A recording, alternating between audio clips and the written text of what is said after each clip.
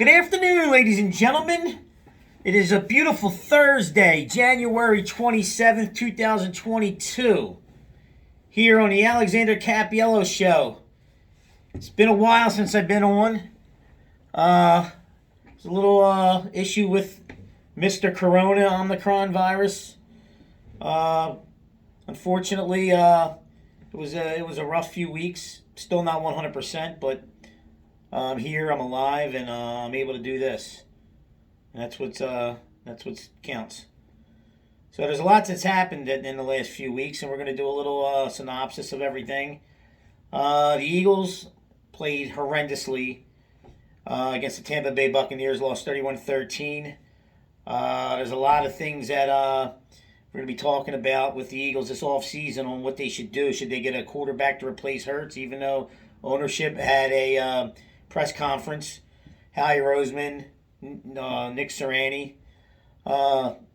said that he would be back and he's their guy, but they lie and bullshit at all those press conferences because they don't want to hurt anybody's feelings. And we're the ones that got to sit there and be lied to, not just the media but the fans, because they think we're idiots, but we're not. We know what's going on behind the scenes, and we have for a long time now. They're not happy with Hurts. The only reason they had to start him is because Wentz wanted out. Wentz was unhappy that they drafted Hurts. The reason they drafted Hurts was they thought they were this quarterback factory. They wanted Hurts to be a Taysom Hill type player, and with a spot start here because Wentz was injury prone, not thinking that Wentz would turn into a jealous little diva, and not like that they picked a quarterback in the second round. Well, anyways, we've seen how that worked out. Well, so that's in the past. Now the present is that you got 3 draft picks. You got picks number 15, 16, and 19. 15 from Miami, 16 from the Colts, and 19 is their own. Now, what do you do with those picks? Me, personally, I would pick a safety, a linebacker, and probably a wide receiver to replace Jalen Reagor, who is just horrendous. In fact, he's horrendously horrendous. The guy muffed the punt. They at least had a slim chance to get back in that game against Tampa. And he's like scared. He's like running up and then he's like, afraid to get hit. So he's shying away from the ball. Can't have that. He doesn't like contact. Every time he catches a pass, runs right towards the sidelines. When you're catching punts, was never a football player and I'm no expert, but when you catch punts, you try to go to the quickest point, and that's the quickest point is north to south. So, you go run right up the middle, you right up the gut. And he's always running around the outsides and, looking to get out of bounds or just fall down so you don't have to take a massive hit. So he'll be definitely gone. Mark that down 100%. He is gone. He sucks. He's a stiff. He may get another shot in the league, maybe, as a third, fourth, fifth guy or even a practice squad player, and then he'll be gone within 2-3 years. Mark that down. So you're going to have to draft a wide receiver to replace him because, you could... Quez Watkins isn't a 2. You need a 2. So you try to get yourself a number 2 receiver or even a 1A behind Devontae Smith. Now you need a quarterback that's going to be able to throw him the ball. Hurts isn't that guy. You've seen in that Tampa game, he couldn't get the ball, especially in the interception. He had a guy wide open in the end zone, and he tried to rifle it in there on the run, but the safety came over and picked it off. When the D-back fell down. So the guy was wide open. He should have just lasered it in there, and he tried. He just didn't have the arm strength. And unfortunately, he'll never get that. You either have it or you don't. There's some things that you can improve on. Accuracy, you can improve on that. I believe Josh Allen, look what he's done. I mean, his accuracy is tremendous after it was in the low 50s in college. So, you can improve, I believe, in accuracy. As far as, arm strength, you'd never be able to improve on that. So, you're going to have to replace Jalen Hurts, and he may come back if they can't find his replacement via trade. And they could draft one of these guys in college, maybe the kid from Pittsburgh, Pickett. I wouldn't. I would go after one of the big wigs, and if you can't get one of the big wigs, you go with Hurts for one more year, and then go after your franchise quarterback in the following year's draft. And you say, okay, you gave Hurts 2 years, and he is what he is. A lot of luck this year, weak schedule, so on and so forth. So, with that being said, if they would have just stuck to the run in the Tampa game, I know Tampa has a good run defense, but if you just stick to the run, maybe you can hang around a little bit in that game. But, that's apples and oranges right now. I mean, look, it was a bonus. No one expected them to get to the playoffs, and they did. So, and that's that.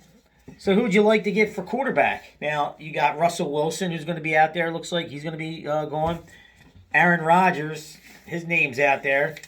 Sean Watson, he has all that stuff with the massage and all that stuff with the ladies. But would you want him? And Jimmy G's out there. He's still in the playoffs. This guy plays. Stats are terrible in the playoffs, but the guy somehow wins. When you need him to make a big play at the end of games, he makes the big play. Defense comes up big. I mean, he's fortunate enough to have a great defense. Special teams is phenomenal. So, but even in the Super Bowl year, he was 13-3. His stats weren't that bad. 30-some touchdowns. He had about 12 interceptions, 13 interceptions. But I mean, it was, he does what he has to do in big spots. He's the guy who doesn't make the, inappropriate mistake at the most inopportune time. So he doesn't do that. And he's been playing injured in this playoffs. He has a bad throwing shoulder, strained shoulder, and he also has a bad index finger. So, you have to look at Jimmy G. I like him. And also, too, if you really want, I mean, it would hurts his mental state. Why not give Gardner Minshew a shot? Look at his stats. 41 career touchdowns to only 12 interceptions. That's impressive. The guy seems like he's like, a guy like he wants it.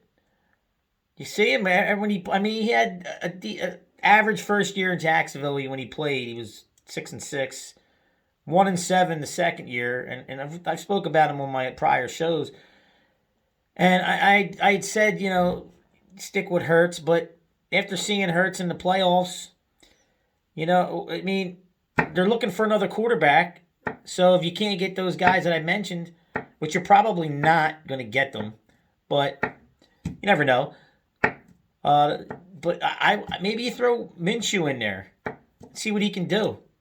He has better players. He would have better players around him than he did in Jacksonville. So that's what I would do.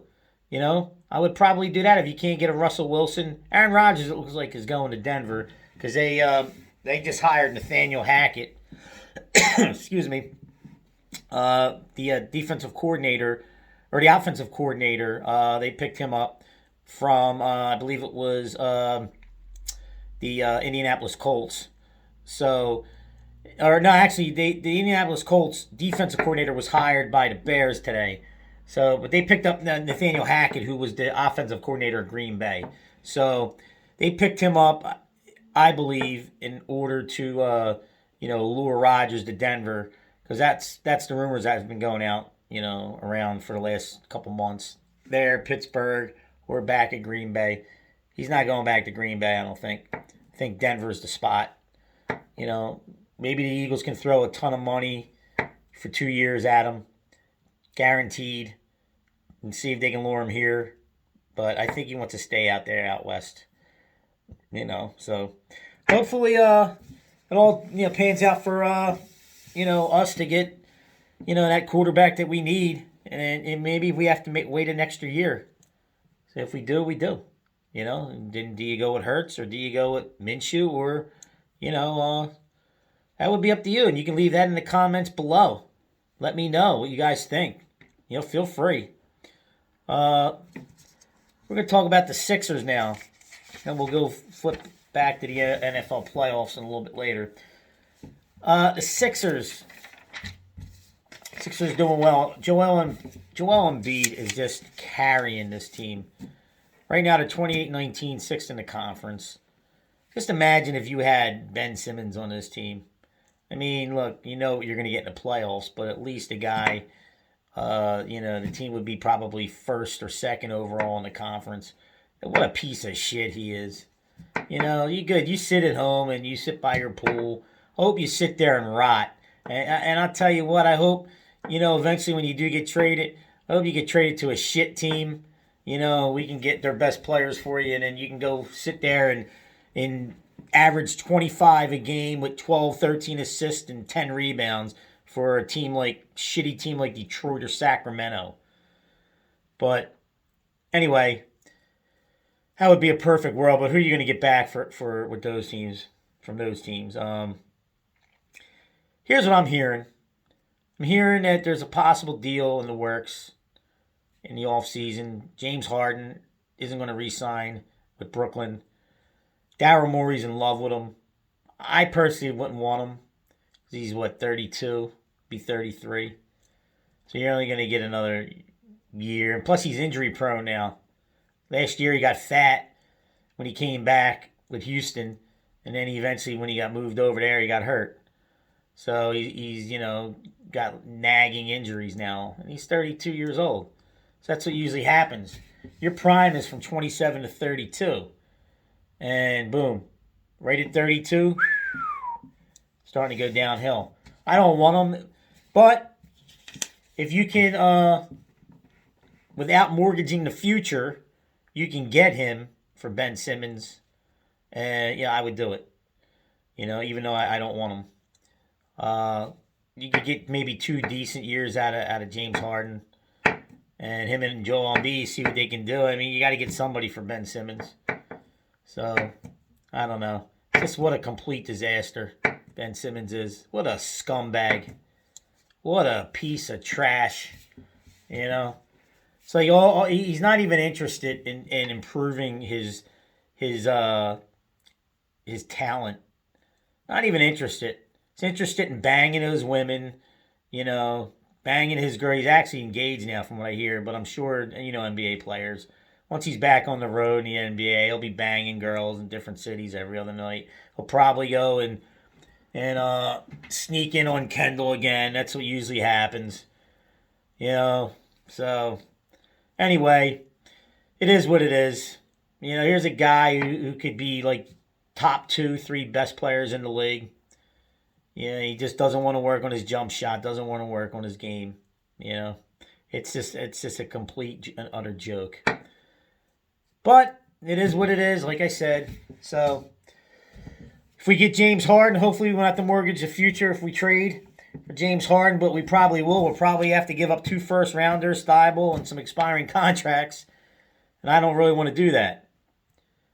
So, but the Sixers are a nice surprise. Embiid's playing his ass off. He should be the MVP this year if they don't cheat and give it to guys like LeBron or Durant or Luka Doncic. There's a guy who probably deserves to be MVP.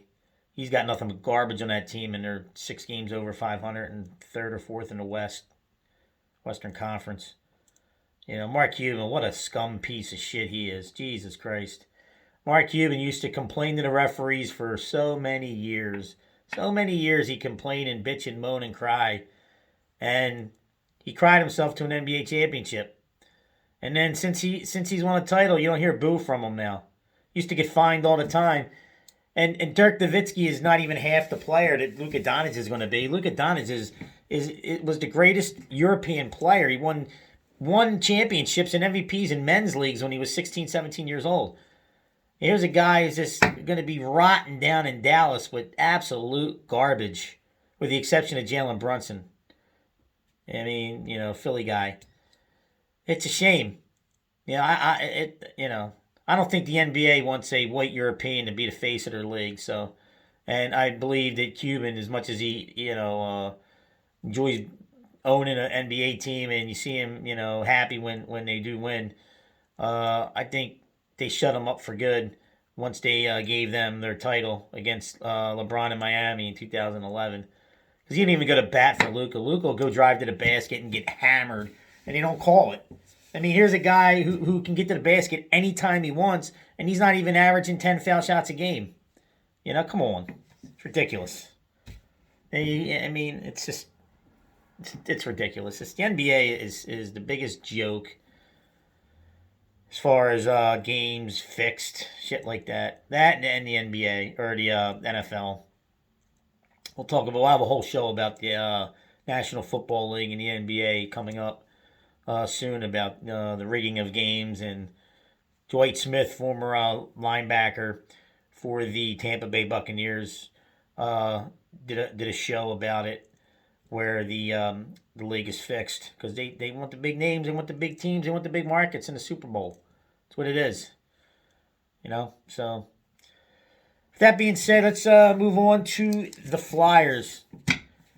Your Philadelphia Flyers. Boy, I'll tell you, you look into the stands these days at Flyer games, and Chuck Fletchers will come out and say, oh, well, it's because of the COVID restrictions and all this stuff. That's why the stadium is empty. You know, nobody there. Yet, Sixers, they have the same restrictions, and their place is full. So you tell me. You tell me. It's because the Flyers blow, Chuck, that's why. And you and ownership ain't doing a damn fucking thing about it. That's the problem. You're not doing a fucking damn thing about it. Ed Snyder's rolling over in his goddamn grave. You know? I mean, for Christ's sake, you got fossils like Bobby Clark putting his 2 cents worth in. I mean, what needs to happen with this team, who, by the way, is the first team in NHL history to have 2 10-game losing streaks or more in the first 40 games of the season. With the talent that seems to be on that team, name-wise, on paper, that is just ridiculous.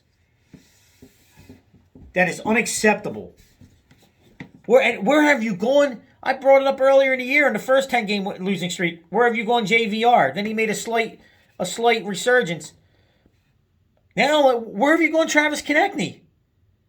I mean, the guy, he has 7 goals in the first 43 games. Where have you gone? You don't even play physical anymore. You're not playing fast. I don't understand. I mean, come on. I mean, again, you know, he probably, for me, he's not into it. I think the reason being is a couple things. I think he took a hit and a couple seasons ago and was concussed and has never really been the same. Isn't playing the same. Isn't the same ferocious player. You'll see it in spurts, but shying away from contact at times. Claude Giroux's the problem. Here's a guy who, I've talked about it in the past, being a 4th or 3rd line guy, being, you know, playing on the first line for all these years. And I think his attitude, you know, I think he just has this attitude where he loses interest after a while when new coaches come in. Where, you know, if he's not going to respect you, then, you know, he's just, you know, he don't care. And it trickles down amongst the teammates. Now, I mean, he still puts up okay stats, but he's always like, if you look at him trailing plays during, you know, 2, 3-on-1s, not back checking, lazy. And a lot of time he's on the ice for goals that you just see. It's like, wow. It's like, now is he just at the point where he's just not fast? Well, none of the Flyers are really fast. I mean, I don't know if it's the ice or what, but they just seem slow. For the last 20, 25 years, this team has just seemed slow. And even when they brought in guys that are supposed to be fast guys, like you look at a guy like Cam Atkinson, guy was fast. And then even in the first few games of the year, he was fast scoring goals, and all of a sudden, he just doesn't seem that to me. And I think it's a trickle-down effect from the leadership up top, and that's Claude Giroux. I just think that guys like Claude Giroux and Kevin Hayes and Sean Couturier, they're just they're very, very lazy and slow. It's like they skate in quicksand at times, most of the time. And it's just they gotta tear, what they gotta do is they gotta tear that organization down. You gotta fire the GM. He has no fucking clue.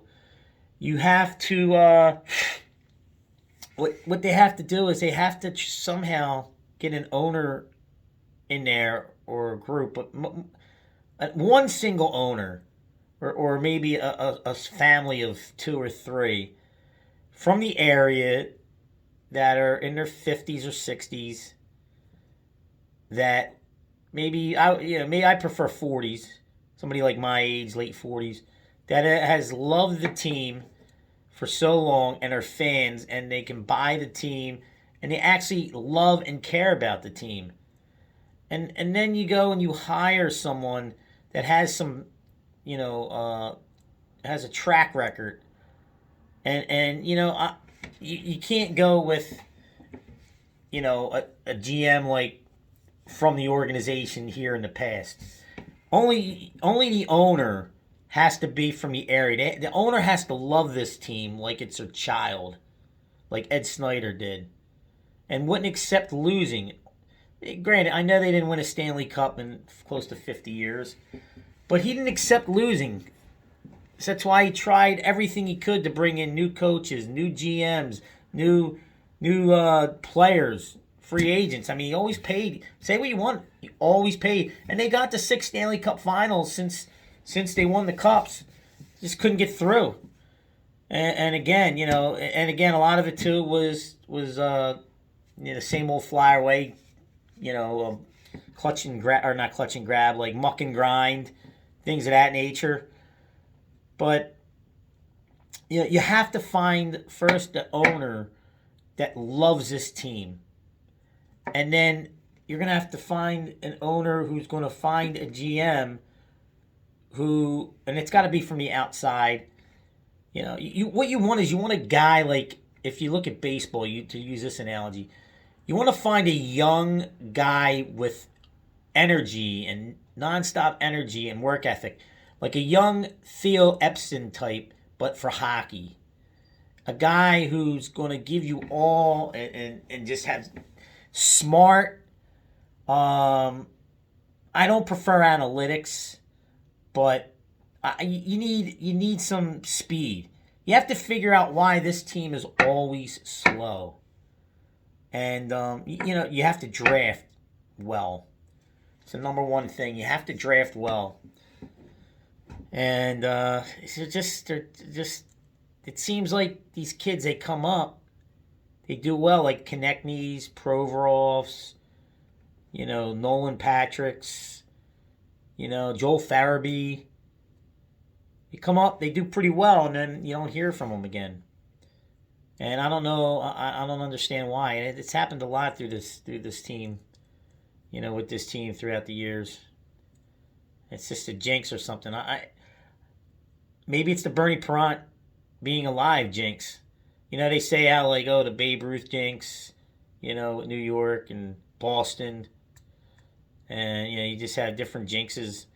The curse of Wrigley Field, so on and so forth. Well, maybe with the Flyers, it's something with Bernie Parent. Maybe because Bernie Parent was the greatest goaltender in the history of the Flyers. And they haven't had a goaltender really, other than, you can name a couple, Ron Hextall, Pelle Lindbergh, that have really done anything, got them anywhere. Who else? Carter Hart's supposedly the next one. Well, he's year 3 or 4 now, and granted, they don't really have any defense in front of him, but he's left up a lot of shitty goals. He's still young. He's 23, but maybe it's the Bernie Parent being alive curse. I mean, I want to see Bernie live to be 100, but just maybe Bernie, when Bernie passes on to the next lifetime, then maybe the Flyers will, that goaltender will just come right down and boom. And he could be the next Bernie Parent. I don't know. I'm just using the reverse analogy with regards to like the curse of the Bambino and you know the Wrigley Field, Chicago Cubs, and all that stuff. I don't know. I'm basically grasping at straws everyone. I don't know. I just want to win a cup. I want to see that. Saw the Eagles, saw the Flyers, or I'm sorry, saw the Eagles, saw the Phillies. I was real young when I saw the Sixers. I don't really care about the NBA, you know. But I'd love to see the Flyers. I'd like to see the Flyers do it. So, anyway, they got the Kings coming up on Saturday night. So, Flyers are 0 for January, and it's just a shame. They're 17 points behind the Bruins for a playoff position, wild card, and they still think they still seem to think they can make the playoffs. Yeah, good luck with that. It's time to sell the team. I don't know, ladies and gentlemen. It's tough my first day back here. I feel a little off. I don't know. This COVID thing lingers with you. All right, so we spoke about the Eagles. I want to talk a little bit about the NFL playoffs before I call it a day. Keep it short and simple. How you doing? Keep it moving, as Pat McAfee would say. The NFL playoffs have been phenomenal so far, and most of them. The Bengals-Raiders was a great game. Cowboys, the Cowboys, Dak Prescott, what a complete jackass he is. What a moron. Oh my God. They'll never win with him. You could put 20 Hall of Famers around them. They will never win with Dak Prescott.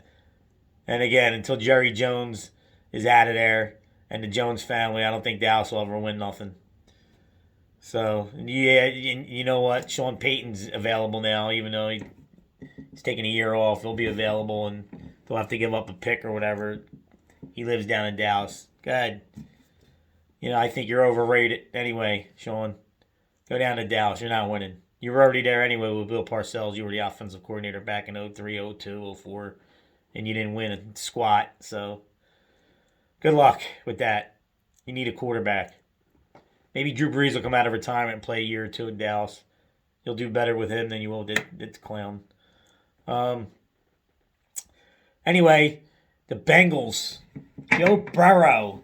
Oh, what a game that was. I'll tell you.